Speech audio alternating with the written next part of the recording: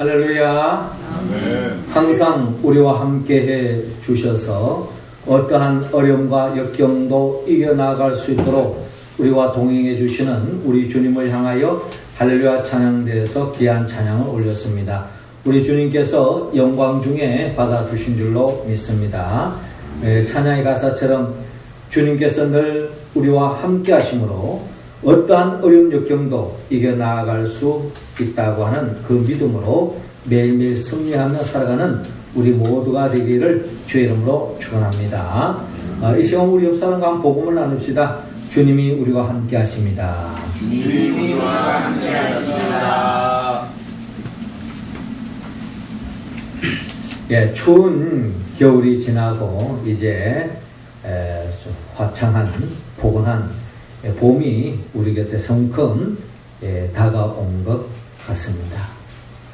추위가 지나고 또 포근한 봄이 오면서 또 어깨를 펴고 또 우리의 삶이 보다 더 나은 삶으로 나아갈 줄로 그렇게 느껴집니다. 우리 모두는 어제보다는 오늘이 또 오늘보다는 내일이 더 좋은 삶으로 나아가기를 우리 모두는 소망하고 있습니다.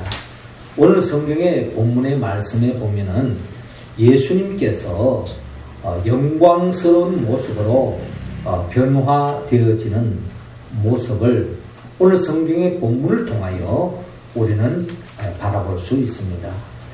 예수님께서 이렇게 영광스러운 모습으로 신비로운 모습으로 변화되어지는 것을 우리가 보기를 원하고 있습니다.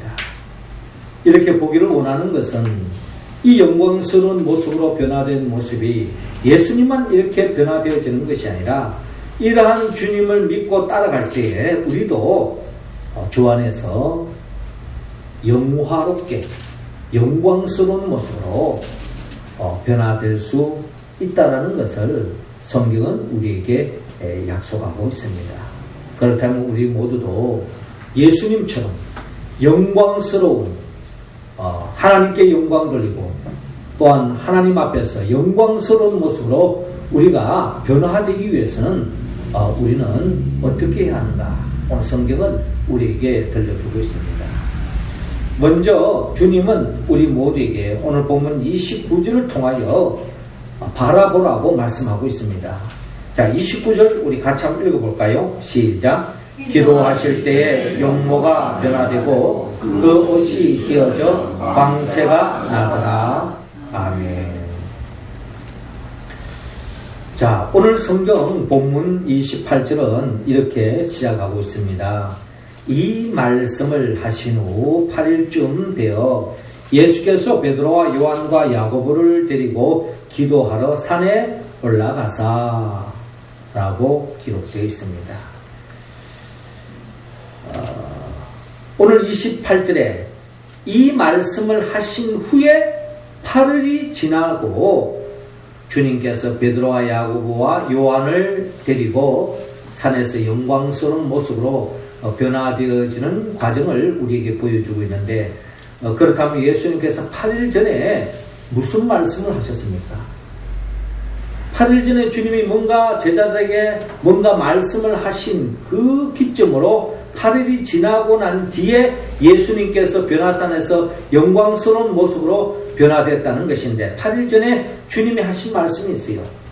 8일 전에 누가복음 9장에 보면 예수님께서 제자들을 부르시면서 사람들이 나를 누구라 하느냐라고 물었죠.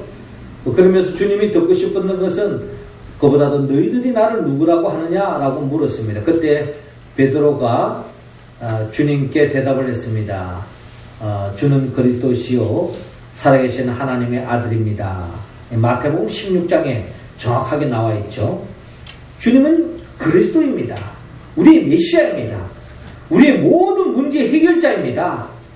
라고 베드로가 고백했던 겁니다. 이 말을 들었을 때 주님이 너무너무 기뻐하시고 베드로에게 복의 복을 더해 주었습니다. 자, 그렇게 복을 내려주시고 주님께서 이 베드로를 비롯하여 제자들에게 무슨 말씀을 하셨는가 하니 누가복음 9장 22절에 이런 말씀을 하셨어요. 이르시되 인자가 많은 고난을 받고 장로들과 대제사장들과 서기관들에게 버림받아 죽임을 당하고 제3일에 살아나야 하리라 하시고 라고 말씀하셨습니다. 자, 이 말씀의 의미가 뭡니까? 예수님께서 그리스도라고 고백하는 제자들에게 예수를 그리스도라고 고백하면 그 고백과 함께 어떤 기대를 가지고 있을까요? 예수님이 그리스도이니 예수님이 메시아니 주님으로 인하여서 내 삶은 능치 못한 일이 없습니다. 내 삶은 주님으로 인하여 이제 불행 끝, 행복 시작입니다. 이런 의미가 담겨져 있는 고백을 하고 난 뒤에 예수님께서 하시는 말씀이 마치 제자들에게 찬물을 끼얹듯이 뭐라고 말씀하시는 거 아니? 인자가 많은 고난을 받고 장로들과 대제사장들과 서기관들에게 버림받아 죽임을 당하고 제3일에 살아나야 하리라 라고 말씀하시는 거예요. 여러분, 제자들이 이 말을 들었을 때에 그 순간에 제자들이 얼마만큼 이 말에 무슨 의미인지 얼마나 헤아렸는지는 잘 알지 못하지만 표면적으로 볼 때 이 말씀을 들었을 때 황당하기 짝이 없는 거예요. 예수를 그리스도라고 고백하고 지금 배와 거물을 버려두고 처자식까지 버려두고 지금 제자들이 주님께 올인해서 주님을 쫓아가고 있는데 주님이 고난을 받고 버림받아 십자가에 못 박혀 죽음을 당한다? 여러분, 이 말을 들었을 때 제자들이 어떤 심정이었을까요? 아마 절망감이 사로잡혔을 것입니다. 하늘이 무너지는 듯한 천천병력과 같은 말씀이 들려오는 거예요. 한마디로 기가 차는 겁니다. 그런데 주님은 그렇게 말씀하시는 거예요. 내가 한마디로 십자가에 못 박혀 죽을 것이다. 그리고 죽은 자 가운데서 3일 만에 부활하실 것이라고 말씀하시지만 지금 제자들은 십자가가 의미도 지금 충격받고 있는데 부활한다는 것? 거기에 대한 의미도 잘 헤아리기가 어려운 것입니다. 한마디로 십자가에 못 박혀 죽는다 할 때 제자들의 마음은 이루 말할 수 없는 절망에 빠졌을 거예요. 자, 이런 일이 있고 난 뒤에 8일이 지나서 특별히 예수님의 12제자 중에 3명 베드로와 요한과 야고보를 데리고 기도하러 산에 올라갔습니다. 그렇게 주님이 기도하시는 가운데 주님이 신비로운 모습으로 변화되어지는데 용모가 변화되고 그 옷이 휘어져 광채가 나더라. 주님께서 광채가 나는 눈이 부실 정도로 영광스러운 모습으로 변화되어진 모습을 보여주게 된 것입니다. 어떠할 때에? 자, 이 말씀에는 전제가 있습니다. 이 말씀에는 예수님이 제자들이 한마디로 8일 전에 주님이 십자가에 못 박혀 죽는다는 이야기 들을 때 절망에 빠지지 않겠어요? 그들에게 뭔가 주님께서 특별히 베드로와 요한과 야고보에게 이 변화산에서의 영광스러운 모습을 통해서 보게 하는 것입니다. 이렇게 보게 하는 이유가 있습니다. 우리가 잘 아는 바 창세기 말씀에 보면은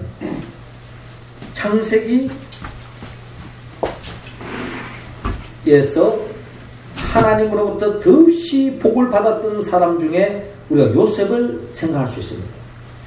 그런데 이 요셉이 애굽에서 종생활하다가 총리 대신이 되었습니다. 한마디로 인생의 밑바닥에서 영광스러운 애굽의 총리 대신이 되었어요. 우리나라 국무총리도 대단할 텐데 미국의 국무장관은 이루 말할 수 없는 권위를 가지고 있잖아요. 한 나라를 통치한다는 이것은 엄청난 영광스러운 일입니다. 그런데 이 요셉이 이스라엘 사람인데 이 요셉이 애굽에서 총리 대신이 된 겁니다. 그가 종이 총리가 되어서 그게 복받았다는 것이 아니라 이 요셉이 총리가 됨으로 인해서 요셉을 통해서 애굽 사람은 말할 것 없고 주변의 많은 사람들이 요셉을 통해 가지고 생명을 연장할 수 있는 생명의 은인으로서 복을 나누는 요셉을 볼 수 있습니다. 그런데 요셉이 이와 같이 종에서 총리가 되기까지 그에게는 엄청난 역경이 있었습니다. 그 역경은 우리가 잘 아는 바 이미 요셉은 형들로부터 버림을 받고 노예로 팔려갔죠. 그래서 보디발의 집에서 종생활합니다. 종생활 하다가 누명을 덮어쓰고 감옥에 갑니다. 한마디로 요셉의 삶의 여정은 엄청난 역경이 진행되어지는 겁니다. 그런데 요셉이 그 모든 어려운 역경을 이겨나갈 수 있었던 힘은 어디서 나왔느냐? 요셉이 그 역경을 겪기 전에 하나님께서 요셉에게 꿈을 안겨주십니다. 창세기 37장에 잘 나타나 있죠. 그 꿈은 다름이 아니라 자신의 볕단을 향해서 형제들과 부모들의 볕단이 자신을 향하여 절을 하고 또 자신의 별을 향하여서 형제들의 별과 부모를 상징하는 해와 달이 자신을 에워싸고 절을 하고 있는 그런 꿈을 꾸게 되어지는 겁니다. 한마디로 요셉으로 인하여서 가족들이 복을 받는 역사가 일어날 것이다. 한마디로 존귀한 자가 될 것이다 라고 하는 꿈을 꾸게 된 것입니다.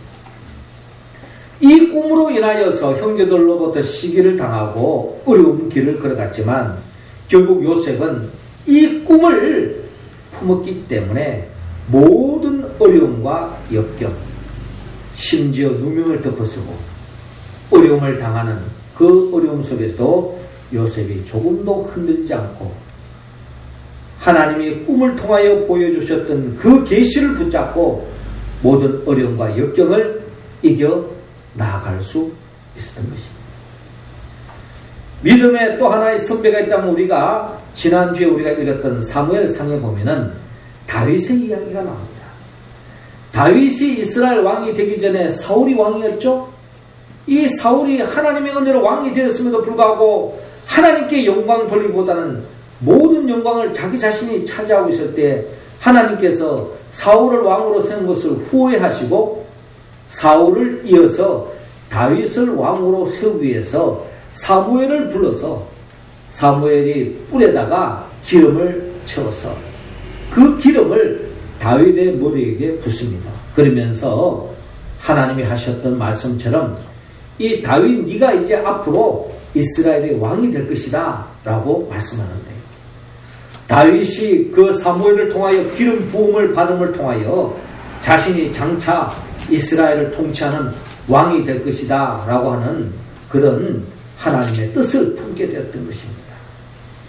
그 뜻을 품고 난 뒤에 다윗의 삶의 여정을 보면은 그의 삶은 엄청난 어려운 위기가 계속 진행되어집니다.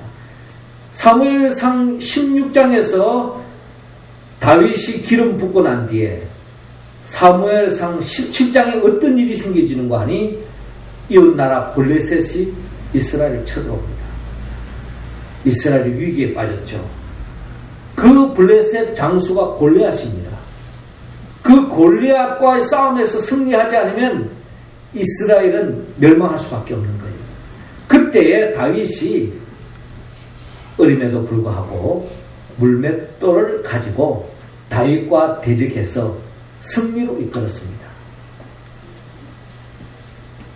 이 승리로 인하여서 백성들이 다윗을 칭송합니다. 사울은 천천히요, 다윗은 만만도다. 사울 왕이 천의 대적을 물리쳤다면 다윗은 만의 대적을 물리쳤다 하면서 다윗을 추앙합니다. 사울은 더 위기에 빠집니다. 이런 다윗을 죽이기 위해서 그는 군사를 풀고 다윗을 넘어뜨리기 위해서 계속 다윗을 죽이려 하지만 다윗은 오랜 세월 속에서 사울의 칼날을 피하여 도망다니는 신세가 되었고, 심지어는 다윗이 미친 짓을 하지 않고는 살 수 없는 그런 위기에도 있었지만 마침내 그 모든 어려운 역경을 이기고 마침내 다윗이 왕이 될 수 있었던 것은 그런 위기의 삶을 펼치기 전에 하나님께서 사무엘을 통하여 다윗의 기름 부음을 통하여서 하나님의 뜻을 품었기 때문에 하나님의 뜻이 반드시 이루어질 줄로 믿고 모든 어려움과 역경을 주의 이름으로 이겨나갈 수 있게 된 것입니다. 그렇습니다. 오늘 주님께서 영광스러운 모습으로 변화산상에서 변화된 모습은 제자들이 이 모습을 보고 이제 앞으로 너희들이 많은 어려움의 길을 걸어가겠지만 이 영광스러운 예수님을 너희들이 바라보고 너희들도 장차 이렇게 변화될 줄로 믿고 모든 어려움과 역경을 이겨나가라는 뜻으로 주님께서 영광스러운 모습으로 변화되고 이 모습을 제자들이 오늘 본문을 통하여 우리도 영광스럽게 변화된 이 주님을 오늘 우리 모두가 보기를 주님은 원하고 있습니다. 그렇습니다. 예수님만 변화되는 것이 아니라 우리도 장차 예수 그리스도 안에서 영광스러운 모습으로 변화될 줄로 여러분 믿으시기 바랍니다. 비록 세상에 몸을 두고 있고 아직까지는 별볼 없고 아직까지는 미약하고 남들이 알아주지 않고 지금은 누구로부터 을과 같은 인생을 살고 있을지 모르지만 가까운 훗날에 주 안에서 모든 사람들이 부러워하는, 흠모하는, 천군 천사도 부러워하는, 하나님이 기뻐하는 존귀한 자로 변화될 줄로 여러분 믿으시고 영광스럽게 변화된 주님을 바라보는 우리 모두가 되기를 주의 이름으로 축원합니다. 히브리서 12장 2절에 믿음의 주요 온전케 하시는 이인 예수를 바라보자. 우리가 예수를 바라봐야 할 이유, 예수님도요 앞에 있는 기쁨을 위해서 모든 어려운 역경을 참고 나가서 결국 주님께서 부활하시고 성천하시고 지금 하나님 보좌 우편에 앉아 계신 것처럼 우리도 주님의 길을 걸어가는 가운데 때로는 십자와 같은 어려움이 있고 십자가의 길을 걸어가다 보면은 때로는 세상 사람들로부터 부끄러움을 당할 때도 있을 수 있습니다.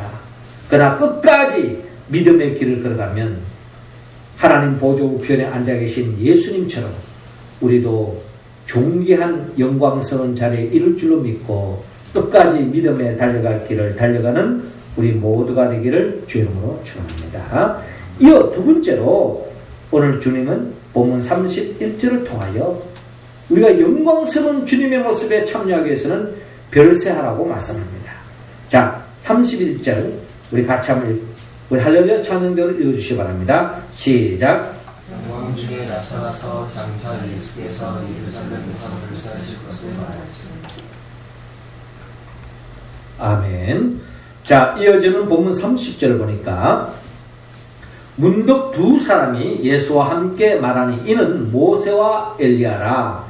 영광 중에 나타나서 장차 예수께서 예루살렘에서 별세하실 것을 말할세라고 기록되어 있는데요.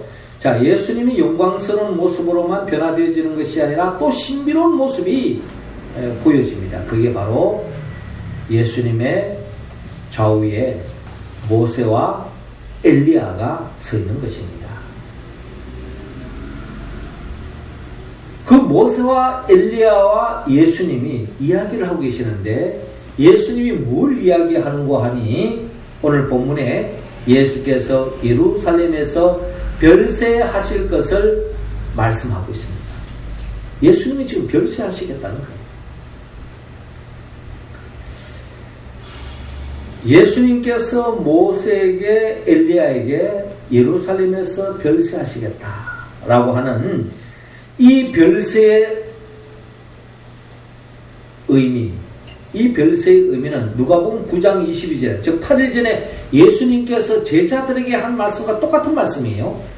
인자가 많은 고난을 받고 장로들과 대제사장들과 서기관들에게 버림받아 죽임을 당하고 제3일에 살아나야 하리라 하는 이 말씀과 같은 맥락으로 내가 예루살렘에서 별세하겠다. 죽을 것이다. 라고 이야기하는 거예요. 자, 이 별세의 의미가 헬라 원문을 봤더니 이 별세를 엑소도스라고 표현하고 있습니다. 엑소도스는 우리가 잘 아는 것처럼 출애굽에서 나오는 용어입니다. 출애굽기에서 이스라엘 백성들이 출애굽을 하여서 가나안을 가는데 가나안을 가기 위해서는 즉 하나님의 약속하신 땅 젖과 꿀이 흐르는 땅을 가기 위해서는 반드시 이스라엘 백성들이 출애굽을 해야 되는 거예요. 엑소도스를 해야 되는 겁니다. 예굽을 떠나야만이 가나안 땅에 들어갈 수 있는 거예요.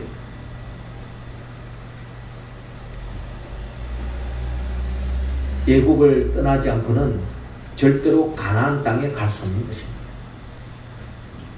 주님께서 이렇게 별세를 이야기하시는 의미는 예수님이 곧 십자가에 못 박혀 죽음을 이야기하는 겁니다. 예수님이 십자가에 못 박혀 죽어야만이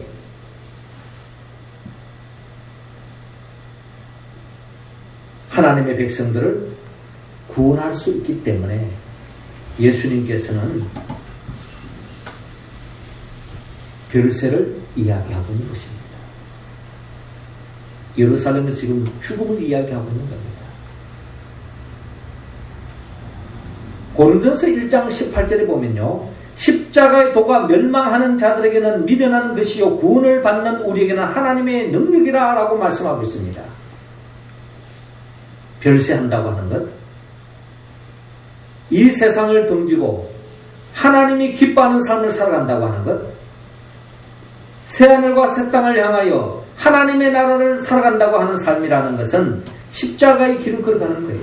한마디로 별세하는 것입니다. 이 십자가의 길을 걸어간다고 하는 것은 멸망하는 자들에게는 미련한 것이라는 겁니다. 오늘같이 좋은 날 놀러 가지. 왜 교회를 가느냐? 세상에 돈이 얼마나 중요한데 그 돈을 헌금을 해? 믿지 않는 사람들은요, 이 돈에 대한 개념이 우리 믿는 사람과 다른 겁니다. 돈이 내 삶의 모든 걸 주장해 줄 수 있는 거고 보장해 줄 수 있는 것 같고 돈이 결국 내 삶의 모든 걸 이루어 줄 수 있는 것 같은데 주님 앞에 헌금한다고 하는 것은 믿지 않는 사람들의 입장에서 본다면 그만큼 미련한 짓이 없는 거예요. 왜 주님을 위하여 시간을 바치냐? 왜 주님을 향하여 돈을 드리느냐? 헌금을 드리느냐? 내 재능을 왜 하나님께 바치느냐? 세상 사람들이 보면요, 멸망하는 자들이 보면 미련하기 짝이 없는 것입니다. 그러나 구원을 얻는 우리에게는 하나님의 능력이다. 십자가의 길을 걸어갈 때에 우리는 하나님의 능력을 경험할 수 있고 하나님의 복을 경험할 수 있다는 것입니다. 이것은 하나님의 진리의 말씀이고 보편적인 이 자연을 통해서도 하나님이 우리에게 말씀합니다. 여러분, 한 알의 씨앗이 땅에 떨어져서요, 죽어지면 어떤 일이 생깁니까? 그게 싹이 나고 꽃을 피우고 그게 엄청난 풍성한 열매를 맺는 것을 볼 수 있습니다. 만약에 그 씨앗이 땅에 떨어져서 내가 왜 죽어? 내가 왜 희생을 당해야 돼? 내가 왜 죽어야 돼? 그 몸을 보존한다고 해서 그 씨앗이 땅에서 영원히 보존되느냐? 썩 없어지는 거예요. 그러나 자연의 섭리에 따라 하나님의 뜻에 따라 자기가 죽어지면 거기에 싹이 나고 꽃을 피우고 30배, 60배, 100배의 결실을 맺는 것처럼 죽어지는 한 알이 미랄이 되어질 때에 거기에 바로 부활의 영광의 역사를 맛볼 수 있다라는 것입니다. 그래서 주님이 우리에게 별세를 요구하고 있습니다. 별세를 이야기하기를 원하고 별세의 길을 걸어가기를 원하고 그 별세란 십자가의 길을 걸어가는 것입니다. 예굽이 좋다고 예굽에 젖어 있었다면 아마 이스라엘 백성들은 젖과 꿀이 흐르는 땅에 그 행복을 누리지 못했을 거예요. 우리가 이 세상 가치를 쫓아가고 이 세상의 것을 올인한다면 하나님의 나라, 영원한 하나님의 나라의 기쁨을 우리는 맛볼 수 없다는 겁니다. 그러므로 주님은 우리에게 그 영원한 기쁨을 안겨주기 위하여 별세하실 것을 지금 엘리야와 모세에게 하고 있는 것입니다.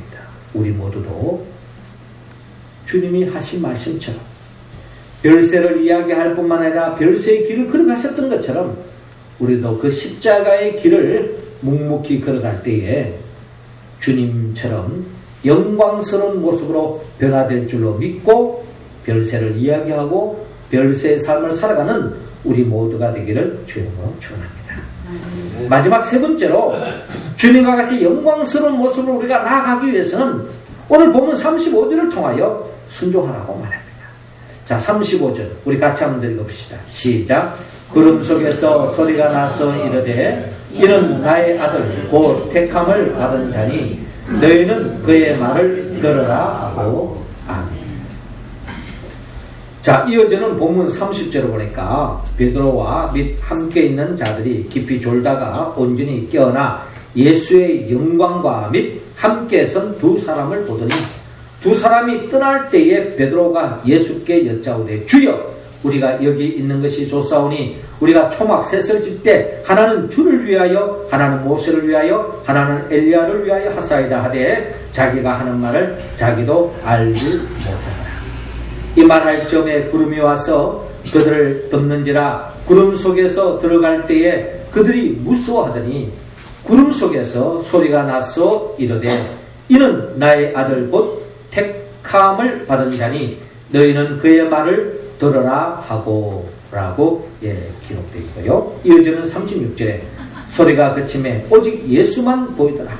제자들이 잠잠하여 그 본 것을 무엇이든지 그때는 아무에게도 이르지 아니하니라 라고 말씀하고 있습니다. 그렇습니다. 자, 변화상에서 영광스럽게 변화된 예수님을 보고 또 이야기하고 있는 모세와 엘리야를 보게 되었습니다. 이 내용을 보면서 모세가 하는 말이 주님 여기에 초막셋을 찍고 싶어요. 하나는 주님을 위하여, 하나는 모세를 위하여, 하나는 엘리야를 위하여. 이 말은 뭘 이야기합니까? 여기서 살고 싶다는 거예요. 여기가 너무 좋다는 것입니다. 여기 있고 싶다는 겁니다. 너무나도 신비롭고 환상적인, 너무나도 꿈과 같은 현실이 이루어졌기 때문에 이곳에 있고 싶다고 하는 베드로의 갈망, 우리는 충분히 헤아릴 수 있죠. 그러나 하나님께서 이 예수님의 영광스러운 모습을 변화시키고 모세와 엘리야를 엮게 있게 한 것은 하나님의 다른 목적이 있다는 겁니다. 모세는 일찍이 메시아를 예언했던 사람입니다. 처음으로 메시아가 오실 것을 예언한 사람이 바로 모세였던 거예요. 그리고 또한 말라기서에 보면은 예수님이 오시기 전에 올 선지자가 있는데 그분이 바로 엘리야라고 이야기합니다. 그러니까 모세와 엘리야는 결국 누구를 이야기하느냐? 즉 예수 그리스도를 이야기하고 있는 거예요. 예수 그리스도를 주목하고 있는 겁니다. 그러면서 구름이 덮이면서 결국에는 모세와 엘리야도 사라지고 마지막으로 누가 남았느냐? 주님만 남았어요. 주님만 남았을 때 하늘에서 음성이 들려옵니다. 그 음성이 바로 뭐냐? 이는 나의 아들 곧 택함을 받은 자니 너희는 그의 말을 들으라 라고 하는 하늘의 음성이 들려오고 있습니다. 우리가 바라보아야 할 분, 우리가 따라가야 할 분, 또 우리가 들어야 할 분은 오직 예수 그리스도 한 분밖에 없다는 겁니다. 그분의 말을 들으라고 말하고 있습니다. 그분의 말씀에 귀를 기울여. 그분의 말씀을 귀를 기울이라고 하는 말은 그저 듣고 흘려보내라는 것이 아니라 주님의 말씀에 그대로 순종하며 나아가라는 거죠.